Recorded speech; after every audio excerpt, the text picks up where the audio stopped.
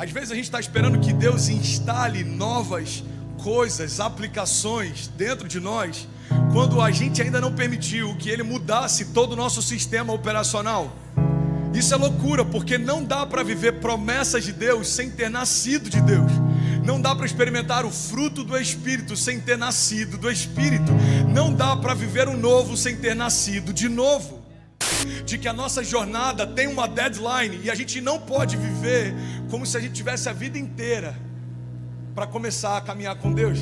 Daqui a alguns anos eu começo a me envolver, daqui a alguns anos eu começo a servir, daqui a alguns anos eu começo a me envolver, daqui a alguns anos eu começo a construir. Não, irmão, a Bíblia diz, olha, o homem não faça planos a respeito do amanhã, porque o amanhã só Deus sabe.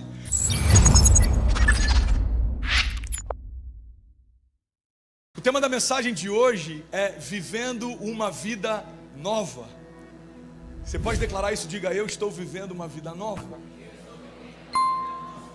E é louco porque esse tema parece clichê, mas não faz sentido vivermos na igreja, caminharmos com Deus, iniciarmos a nossa jornada de fé, se nós não vivemos uma vida nova. Evangelho não significa ser uma versão atualizada de quem você era. Evangelho significa ser uma nova versão que não tem mais nada a ver com quem você era. Evangelho, irmão, não é a gente atualizar a versão de um aplicativo. O Evangelho é Deus mudando o sistema operacional. Eu não sei se você já teve essa experiência de tentar utilizar um aplicativo que só tinha para Android, por exemplo. Irmão, você pode ter o último iPhone, você não vai conseguir instalar aquela versão. Alguém já passou por isso na época do Clubhouse? Quando é que vão liberar o Clubhouse para Android? Demoraram tanto que quando liberou, ninguém queria mais acessar o Clubhouse. Perderam o timing. Então, olha só que interessante. Às vezes a gente está esperando que Deus instale novas coisas, aplicações dentro de nós, quando a gente ainda não permitiu que Ele mudasse todo o nosso sistema operacional. Isso é loucura, porque não dá para viver promessas de Deus sem ter nascido de Deus. Não dá para experimentar o fruto do Espírito sem ter nascido do Espírito. Não dá para viver o novo sem ter nascido de novo. Tem muita gente que está frustrado com o Evangelho, porque está esperando viver promessas que Deus só tem para os seus filhos, mas ainda não se tornou filho. Irmão, Deus não vai liberar sobre simpatizantes aquilo que Ele só separou para os herdeiros. Tem alguém que está comigo aqui nessa manhã, pelo amor de Deus? Então a minha pergunta, e ela tem sido recorrente no meu ministério, é: se a gente só tem uma vida para viver, o que a gente está fazendo com ela? Eu queria de verdade que você tivesse esse entendimento. Irmão, olha para mim, você não vai viver para sempre da forma como você está, ok?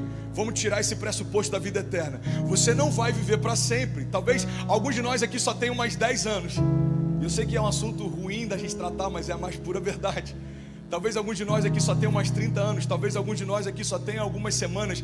E a gente precisa ter esse entendimento de que a nossa jornada tem uma deadline, e a gente não pode viver como se a gente tivesse a vida inteira para começar a caminhar com Deus.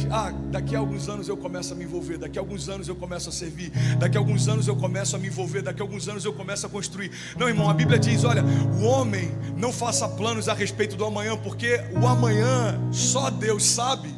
Então não diga, é o que está na minha Bíblia e na sua, não diga amanhã iremos, amanhã compraremos, amanhã faremos, porque o amanhã a Deus pertence. A gente tem o hoje é chamado de presente, porque de fato é um gift. Você acordou, você está de pé, Deus te deu umas 24 horas para fazer história com Ele. Hoje é um presente de Deus, e hoje é um bom dia para viver milagres. A gente tem que ter esse entendimento. Eu sempre trago isso à minha memória. Se eu só tenho uma vida para viver, o que eu estou fazendo com ela? Eu quero construir uma história, irmão, que faça sentido quando eu não estiver mais aqui. Eu quero construir uma história que tenha peso de legado quando eu não estiver mais aqui. A gente recebeu um preço alto demais para a gente viver só como se tivesse existindo. Você não foi chamado para existir, você foi chamado para governar. Você foi chamado para criar o futuro, para estabelecer novas realidades. Irmão, você foi chamado para ser um canal de esperança para quem está batido. Você foi chamado para ser um canal de provisão para quem está em falta. Você foi chamado para ser um canal de alegria para quem está pensando em desistir. Você foi chamado para ser uma fonte. Aquele que beber da água que eu tenho, não só não sentirá mais sede, mas agora do seu interior fluirá um rio de água viva. O que acontece todo domingo aqui é microfonam o som que sai de uma fonte, mas existem fontes ainda não microfonadas no meio desse auditório, que carregam aquilo que a nossa geração precisa beber. Você em Deus é um canal de esperança, irmão. Você precisa jorrar. Não tem nada mais frustrante do que fontes entulhadas. A água é potável, tem pessoas que têm sede, tem pessoas ao teu redor que precisam do que você carrega, mas são tantos entulhos de pensamentos, de dúvidas, de crises. Irmão, deixa Deus desentulhar os teus poços e colocar para fora essa água que você carrega. Você está comigo? Você só tem uma vida para viver. Olha para mim, irmão. O que você está fazendo com ela? Se esse ano fosse o último ano da tua história, como você seria lembrado? Eu sei que eu tenho falado isso de forma recorrente, mas isso tem me consumido. Quantas escolas nós ajudamos a plantar em lugares ermos? Quantas crianças nós abençoamos através das nossas sementes? Quantas famílias ouviram o Evangelho através da nossa boca? Quantas pessoas vieram para Jesus através dos nossos convites? Você sabe por que essa igreja ainda não está completamente lotada, entupida? Porque alguns de nós se contentam em vir receber, mas ainda não entenderam que precisam também trazer pessoas para caminhar junto nessa jornada.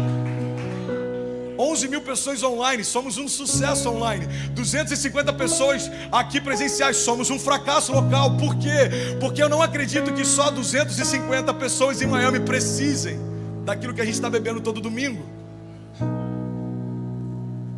O problema é que às vezes a gente se contenta em vir receber. Cara, eu fiz a minha parte. O que você fez? Eu bebi. Não. A tua parte não é beber. A tua parte é dar para beber. Dar de beber a quem tem sede. Quantas famílias, irmão, conheceram Jesus através da sua? Quantas portas se abriram através de você? Faz sentido para alguém essa pergunta? A gente tem que ter esse entendimento, sabe? A gente está vendo todos os dias Deus fazendo milagres. Milagres de provisão, milagres de renovo, milagres de cura. Mas o maior milagre do Evangelho não é Deus ressuscitando mortos. O maior milagre do Evangelho é assistir Deus ressuscitar vivos. Eu tenho a graça de ver isso todas as vezes que eu prego. A vista daqui de cima é diferente. Você vai vendo alguns semblantes fechados, se quebrantando. Você vai vendo algumas pessoas resistentes sendo tocadas. Cara, é muito bom. Você vê alguns olhos que começam a brilhar. Você vê algumas pessoas que começam a se envolver pela presença. Porque esse é o maior milagre do Evangelho. Deus ressuscitando vivos. Deus ressuscitando vivos. Irmão, não tem nada pior do que caminhar sem esperança, caminhar sem alegria, caminhar sem expectativa.